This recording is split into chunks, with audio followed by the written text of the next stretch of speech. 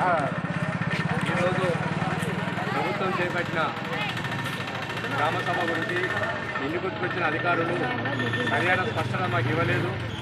అరువుల list చదివినాం తప్ప final చేసిన list కాదని చెప్పి అన్నారు. ఫైనల్ లిస్టు చేసినప్పుడు కూడా మన ఇదే విధంగా గ్రామ సభలో చదవాలి.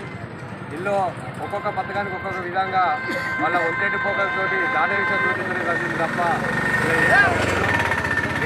రేషన్ కార్డు దాదాపు 2000 పైసలకు అప్లై చేసుకుంటే 70 మంది పేర్లు చదివిండు. అది కన్ఫర్మ్ చేయడానికి అనుకున్నాం. తర్వాత రైతు కూలీ భరోసా అని చెప్పని ఒక పథకం పెట్టింది. అలా కూడా దాదాపు 130 పేర్లు చదివిళ్ళు. దాదాపు మా ఇనుగుర్తి గ్రామంలో 1000 మంది పైసలకు కూలీలు ఉంటారు, భూమి లేని వాళ్ళు.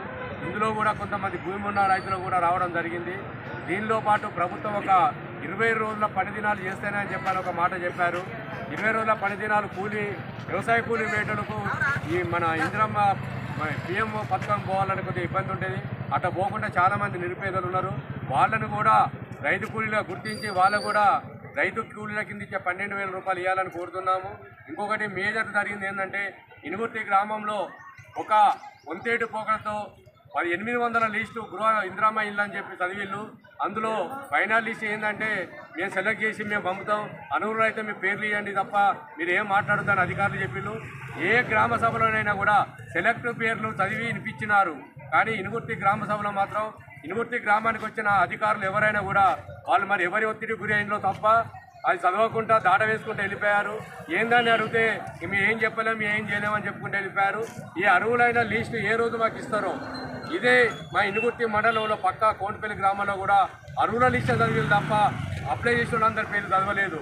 రేపు 26వ తారీఖు నుంచి ఇందిరమ్మ ఇల్లు ఓపెన్ చేస్తున్నామని చెప్పని అన్నారు, రైతు భరోసా ఇస్తామని చెప్పని అన్నారు. మరి ఈ 2 రోజుల టైమే లేదు, ఇంకెప్పుడు గుర్తిస్తారు, మీరు ఎప్పుడు చేపిస్తారు? అర్హులైన లబ్ధిదారులకు ఎప్పుడు మీరు పత్రాలు చేయబెడతారు, వాళ్ళు ఎప్పుడు ఇల్లు కట్టుకోవాలి? ఈ గ్రామ సభ మాత్రం ఏకపక్ష ధోరణితోటి ఒంతేటి పోకడంతో దాట వేసుకపోయినారు తప్ప ఇలా ఏం జరగలేదు.